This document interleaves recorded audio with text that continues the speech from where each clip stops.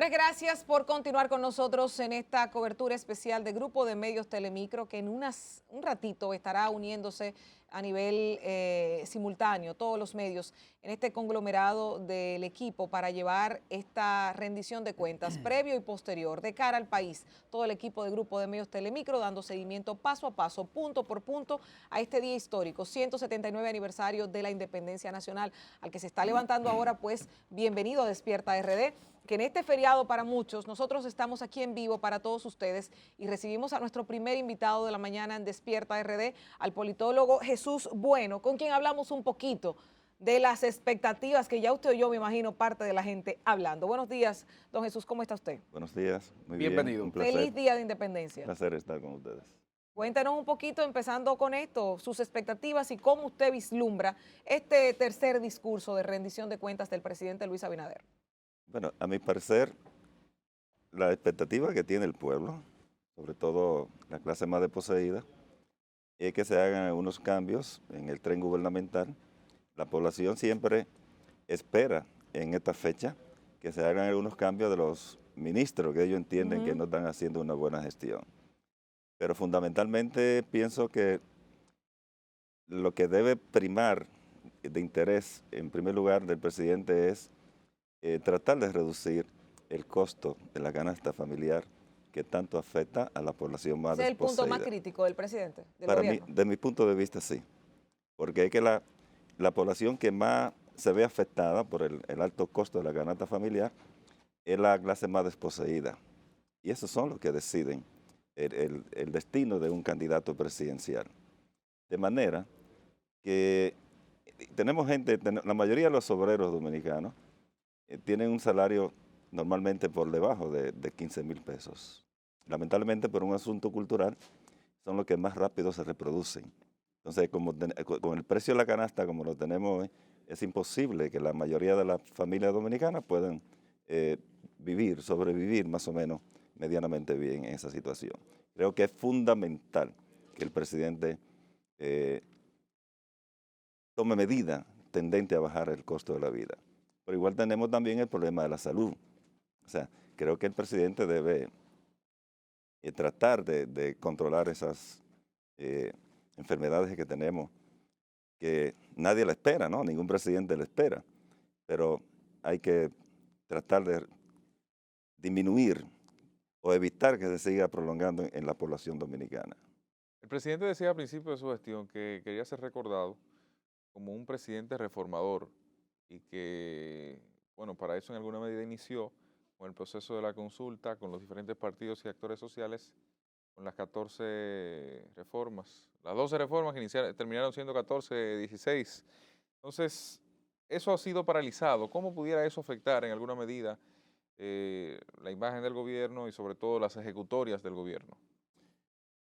Una cosa es lo que se promete en la campaña electoral y otra cosa son las que se cumplen, ¿no? Y sobre todo tomando en consideración que el presidente Abinader tuvo la certeza, ¿no?, negativa de tocarle una pandemia de salud que ocurre cada 100 años. O sea, tuvo esa puntería a él de que le tocara eso. Encima de eso, cuando estábamos saliendo de esa pandemia, viene la guerra de Europa del Este con Rusia y Ucrania. Y obviamente ustedes saben que eso es como una bola de nieve, ¿no?, que se va aumentando cada vez más. Y ahora mismo nosotros damos a expensas prácticamente de que un militar loco, un gobernante de eso, envíe un misil para un lugar determinado y se empieza la Tercera Guerra Mundial. Es decir, esas expectativas que está afectando a Europa del Este, a la Europa entera, también nos toca a nosotros, porque nosotros dependemos prácticamente de los países desarrollados. Y mientras más se incrementa esa crisis que hay, más nos afecta, más la economía no puede desarrollarse en condiciones normales. Entre esas 12 reformas había temas que no solamente eran económicos, ahí se hablaba desde seguridad social, reforma a la Constitución, el tema del Ministerio de Justicia, digamos que fue en primera medida escenificado ahí con la reestructuración que se planteaba del Ministerio Público, agua, seguridad pública, o sea, había de todo un poco, era un cóctel de temas que se llevaron a discusión y que bueno, otros terminaron también discutiéndose ahí, pero sin ningún resultado. Mire, eso prácticamente lo hacen todos los presidentes, pero de todas esas promesas que hacen son muy pocas las que se cumplen. Yo recuerdo que el presidente estando en una cumbre, creo que de turismo o algo así, o de países, eh, yo decía en un programa, que no cayó de muy buen gusto, que esas cumbres son más de pasarelas que de otras cosas, que muchas de las cosas que allí se comprometen a realizarse, no se realizan, no se llegan a cumplir.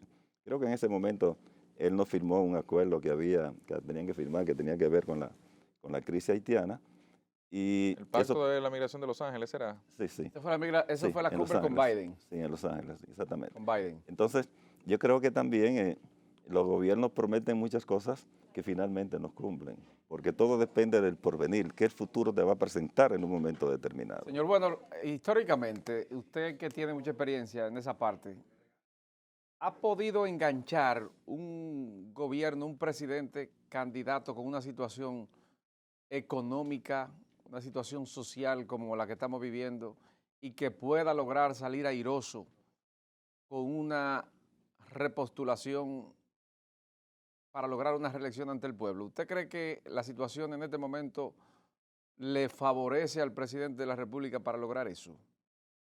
En primer lugar, yo no veo una figura más potable que él de ese partido para ser Sí. candidato.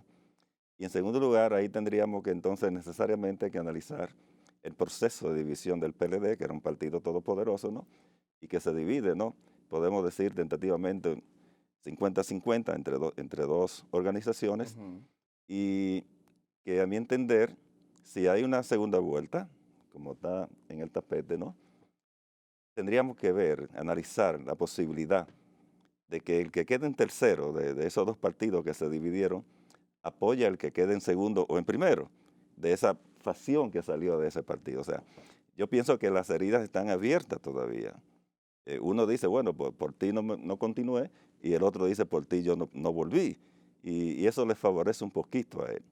Creo que aún Al presidente Abinader. al presidente Abinader como candidato, aún cuando decidan aliarse en una posible segunda vuelta, Sí, entonces se refiere a que si siguen distanciados le ayuda al le presidente. ayuda, pero aún creo que aunque lleguen a fusionar, a apoyarse, creo que si un líder decide apoyar al que quedó en segundo, es difícil que el universo de los militantes o votantes de ese partido se vaya Y con si esa la alianza decisión. se produjera antes de las elecciones del 19 de mayo del 2024, del año próximo, si en vez de esperar la segunda vuelta, las dos facciones que usted menciona muy acertadamente, el PLD y la Fuerza del Pueblo, que son prácticamente lo mismo como el PRD y el PRM, se unen llevando un candidato común, ¿cuál sería el escenario de cara a estas elecciones?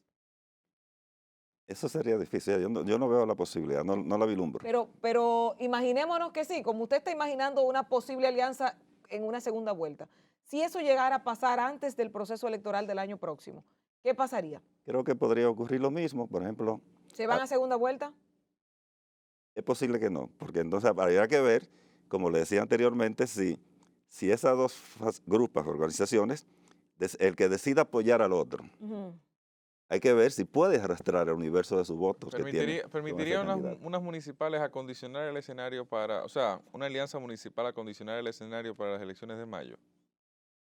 Lo manejan así, o sea, los expertos políticos de esas organizaciones lo manejan así y ponen todas sus cartas en ese sentido. O sea, fíjense cómo, sobre todo tomando en consideración lo que ocurrió en las elecciones En pasadas. febrero 2020. Exactamente. Por eso ustedes ven ahora que hay un dimidirete, ¿no?, entre algunos líderes municipales que se van con el partido de gobierno y que las otras organizaciones dicen que el partido de Abinader están comprando síndicos, ¿no?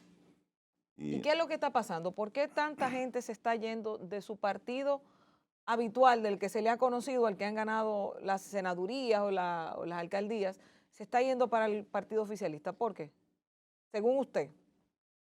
actualmente es el partido mayoritario. Entonces el que ganó en una de esas dos organizaciones, el Fuerza del Pueblo o el PLD, si no se siente seguro, porque están divididos, deciden irse para ese partido que es el mayoritario. Por igual también el gobierno tiene que iniciar una tendencia a conquistar esos síndicos municipales o lo que sea, o distritales, que no están seguros. O sea, y fíjense si ustedes pueden observar que la oposición critica al gobierno de que está comprando. Ujú.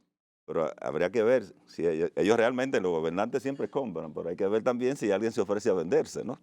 Y atendiendo a sus posibilidades. Y además, que eso lo han hecho todos los partidos de gobierno, Eso históricamente. podría generar algún tema interno con las organizaciones políticas, porque cuando llega un nuevo que está en una posición donde otros aspiraban internamente, se supone que los ánimos no siempre son los mejores. Y si, por ejemplo, Cristian Cabrera es alcalde del distrito y yo me voy al PRM, que es el partido que está gobernando, ¿qué pasa con quienes aspiraban dentro del PRM a ocupar esa plaza, a ser mi oposición en el momento que llegaran las elecciones? Sí puede generar inconformidad, pero normalmente le ofrecen un caramelito, ¿no? Te vamos a enviar de cónsul, de embajador, o te vamos a nombrar en un cargo, porque el gobierno no puede dejarlo en el aire. O sea, alguien que esté aspirando, que ya haya invertido en una pre-campaña, no puede dejarlo en el aire porque obviamente se va a ir para otro partido, que van a aparecer quien le ofrezca Pero bueno, hay han ideas que han surgido en el Congreso de denuncias de que hay propuestas de que podrían formarse comisiones, equipos para introducir una modificación en la Constitución para que se baje el porcentaje de 50+1 a 45 para poder darle posibilidad al presidente de la República de que pase en primera vuelta. ¿Usted estaría de acuerdo con eso?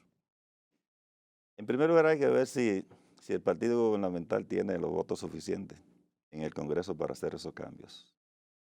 Porque me imagino que ninguno de los partidos de oposición le van a hacer ese juego, porque los perjudicados serían ellos los que están en la oposición. Pero yo estaría de acuerdo, porque hay en algunos países, pero no así tan rápido. O sea, eso debería que hacerlo empezando un gobierno, no cuando estamos ya en la recta final.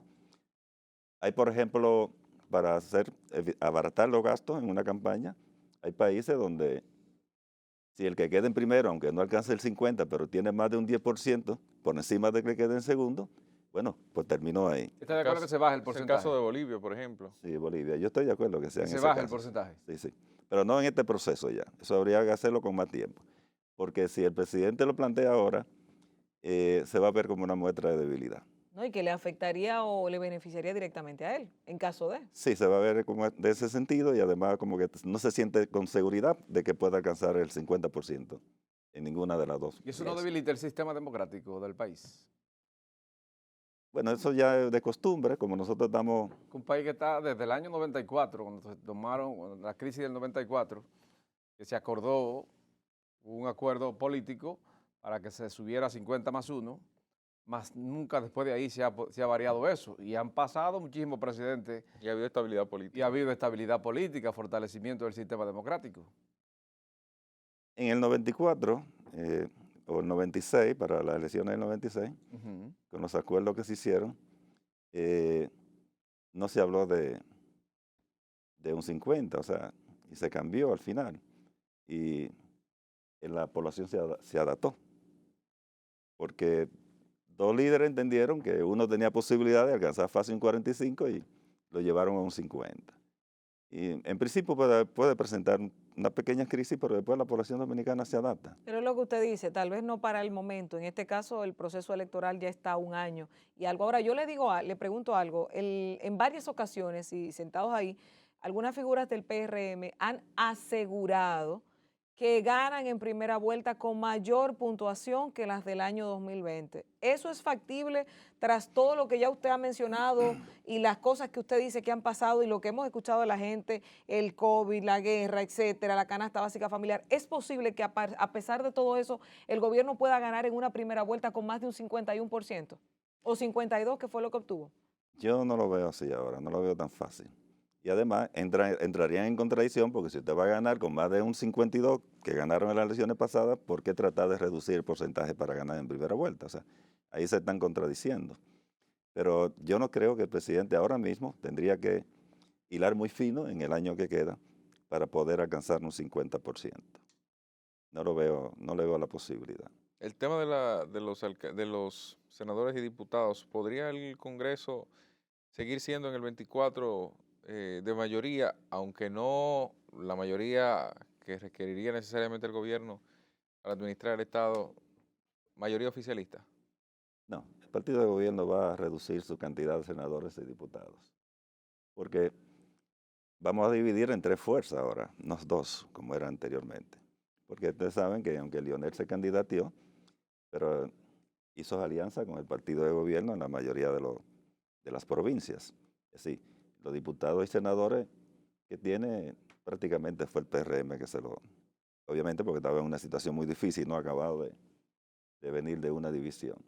Pero yo no le veo posibilidad de que supere el porcentaje el partido de gobierno que tuvo en las elecciones pasadas. Claro, una cosa más, ¿es posible desarrollar un proceso de reelección estando en el gobierno sin usar recursos públicos? Eso no es posible. ¿Por qué? Los recursos públicos Dice siempre... Eddie Olivares, vicepresidente del PRM, que asegura que no se van a usar recursos ¿Hay públicos. reelección sin corrupción? Eso tampoco es posible. O sea, Eddie tiene que decir eso porque es el vicepresidente del partido, ¿no? Tiene que defender su gobierno, pero todos los gobernantes que se reeligen utilizan los recursos del Estado. Todos. Todos, disfrazados o no, pero lo utilizan. Obviamente, ¿cuándo se descubre eso? Cuando viene un gobierno de otro partido de oposición. Si gana otro. Si gana otro. Es como ahora, o sea, ¿qué hemos tenido? ¿Cuántos funcionarios del gobierno hemos tenido sometidos por corrupción?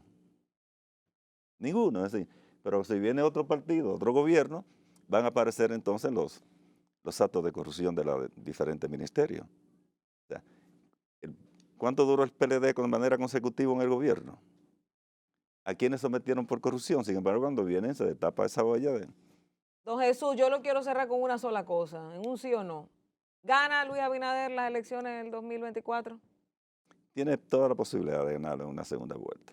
Segunda vuelta. En una segunda En vuelta. una segunda vuelta. Bueno, lo dijo el politólogo Jesús Bueno, que ha estado conversando detalles interesantes de este tema del día de hoy en la tercera rendición de cuentas del presidente Luis Abinader en este año y 6 meses, 2 años y 6 meses que llevan ya de gestión. Vámonos a una breve pausa comercial en esta cobertura especial de Grupo de Medios Telemicro de cara al país, que en un ratito estaremos todos unidos en una transmisión simultánea. Y en breve el general Rolando Rosado Mateo, expresidente de la Dirección Nacional de Control de Drogas, conversa con nosotros de otros temas vinculados a esta fecha. No se muevan, seguimos con más en Despierta RD. Despierta, despierta, despierta.